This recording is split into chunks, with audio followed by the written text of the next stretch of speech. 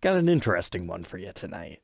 Welcome back, Troglodytes, to your daily dose of guitar information, the Trogly's Guitar Show. About 4 years ago, somebody commissioned a private help session on one of these, and ever since then, I wanted to document one on the show. It's an early 90s semi-hollow from Gibson that has an interesting finish, but most importantly, a unique pickguard. And that's what I love about 90s era Gibson. They like to play with the pickguards. Like, look at the L5 Studios from the late 90s. They have these interesting fancy looking ones, or check out my Firebirds that have the cool colored celluloid ones. This one's a little bit different than those. Look at this. It's a beautiful autumn burst, honey burst type thing, and you've got this old ambered looking pickguard, which I personally just find is quite fascinating. You don't see a 335 stock like this very often, so that's why it was on my must review and document list. So when this one popped up on Reverb for an alright price, it's like, alright, the time has finally come.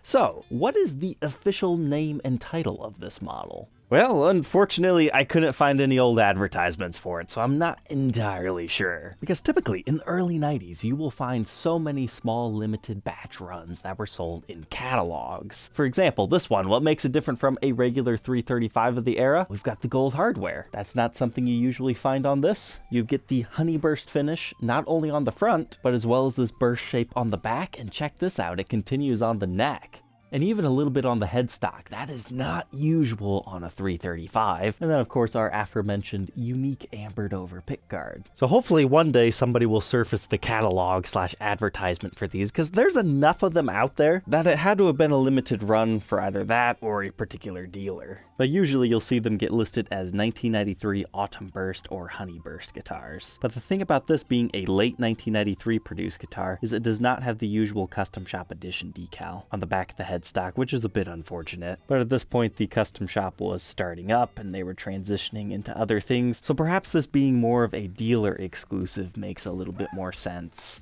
Or it was a small batch run. But as far as the neck profile goes, it's kind of like the 2000s era ES-335s.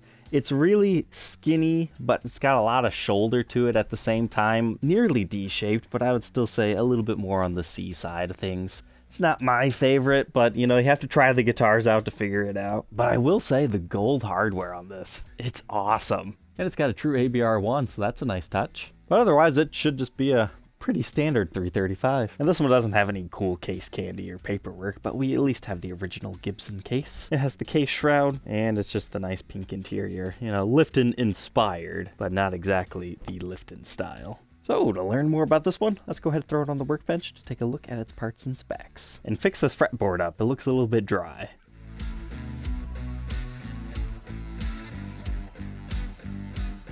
Inside our 335, I'm happy to announce we do have an official color code in here. But let's go ahead and check out these pickups first. The cover's cleaned up beautifully. They're nice and shiny again. It appears we have an early 57 Classic in here. And the same thing is true for our bridge pickup cover, and it also being a 57 Classic. I mean, you gotta remember, this was a fairly new pickup at this point in time. Although what's interesting is they ground off to the back of that. I've never seen that before. The pickups read 7.95 k ohms in the bridge, 7.81 in the neck, and 3.94 in the middle. A little bit on the hot side for 57 Classics, but not by too much.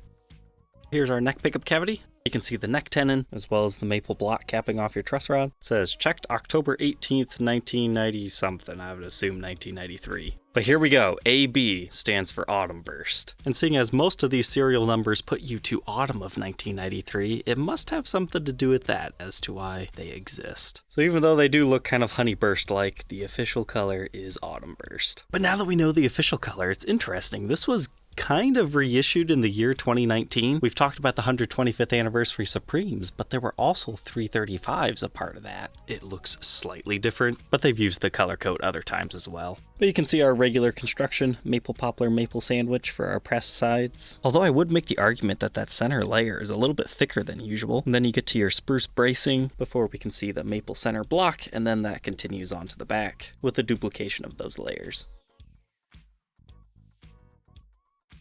The true ABR1 was kind of a nice touch. I was expecting a Nashville style bridge, but we're still utilizing the older style Gibson ABR1 here. Right before they bring out the custom shop version that just says Gibson ABR1, they're still using the patent number.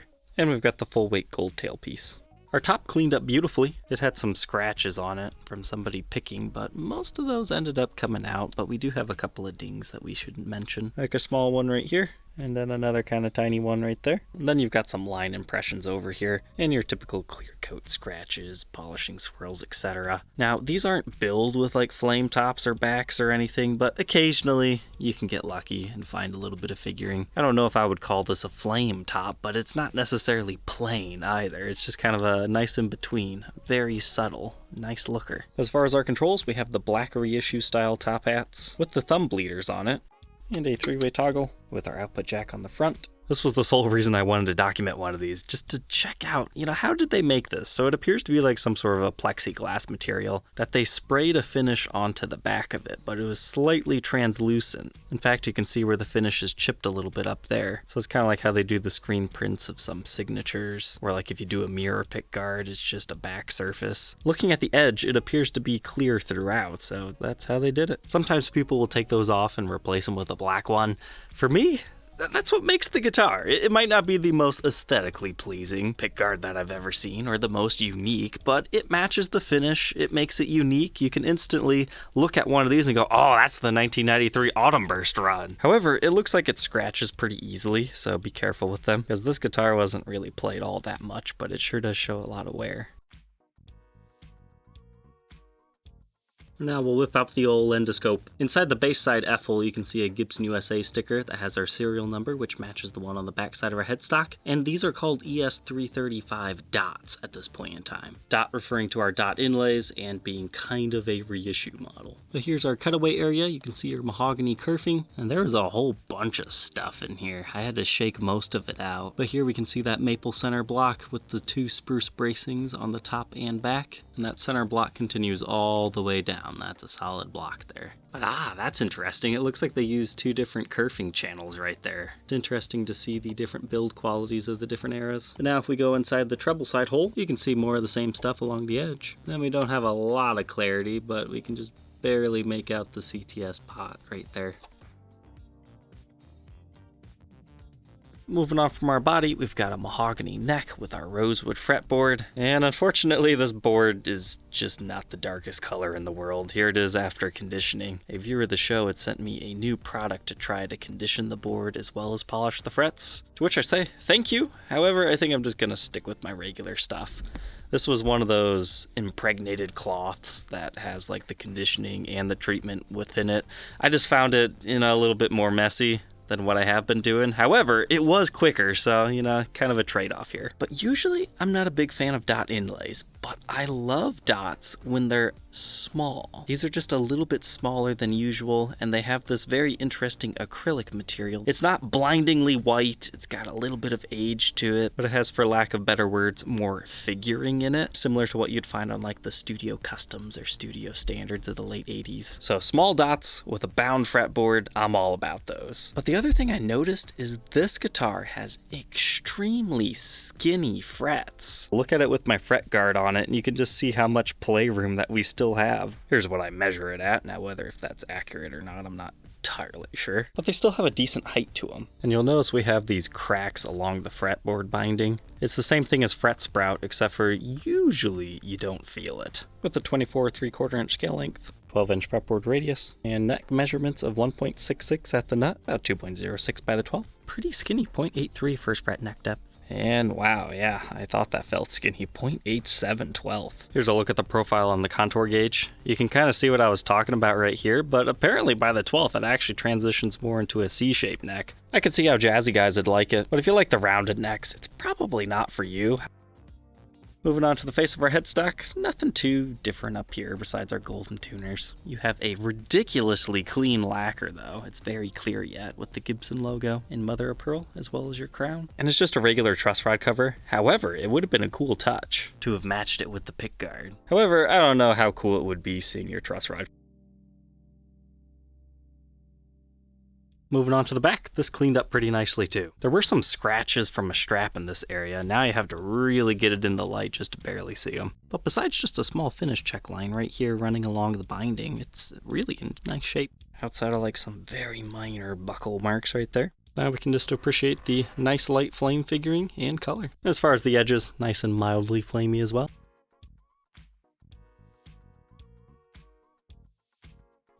If you're wondering why the finish is so much brighter on the body as compared to the neck, it's because remember, this is mahogany, this is maple. This is the exact same colors shot on the exact same guitar, it's just they look different because dark wood versus a lighter colored wood. Now the neck does have some impressions that we need to talk about. I would say the worst one is right here, looks like it dinged up against something. Not always visible, but definitely there. Then up here we do have some light scratches into the clear coat. They're not always visible, but you can feel them with your nail. Besides the 2 dings on the top, I would say this is the worst thing condition-wise on this guitar. And then there's a strange white paint splatter right there that I was unable to clean off. But our headstock's looking good. I didn't see any stand rash. And our Golden Grover tuner is cleaned up beautifully. And there's a look at our serial number. Nashville produced, 1993, 293rd day of the year, made in USA. All said and done, this one weighs just a hair under 9 pounds. 8 pounds, 15.4 ounces. So let's go ahead and plug in the Autumn Burst 335 to hear how it sounds.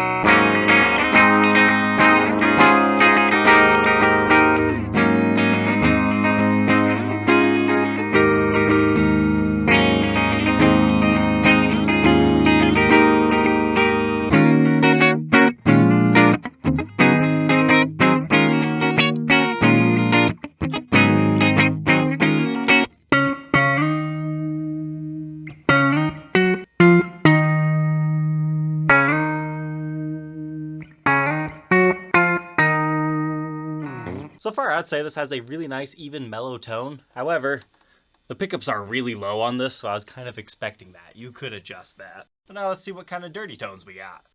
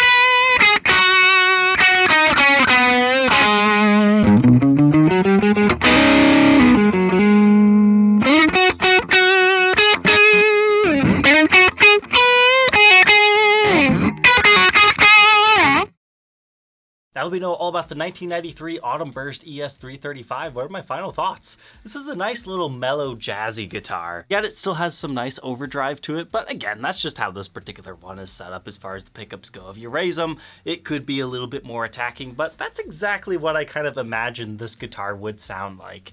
It just has really nice, beautiful autumn vibes to it. And it was birthed in the autumn season of 1993. So what more could you want there? Now, as far as the neck profile, how did I feel about it playing it? Honestly, it's not like that 2000s one after all. It's either that or I just got used to it. It's definitely more so in that C-shaped territory, but if you don't like thin necks, you're not gonna like this. Alright, Troglodytes, I hope you enjoyed learning about this one. If you're interested in being the next owner, you can find it for sale on my website, troglysguitarshow.com. Otherwise, I will see you guys tomorrow when we learn about another guitar. Take care.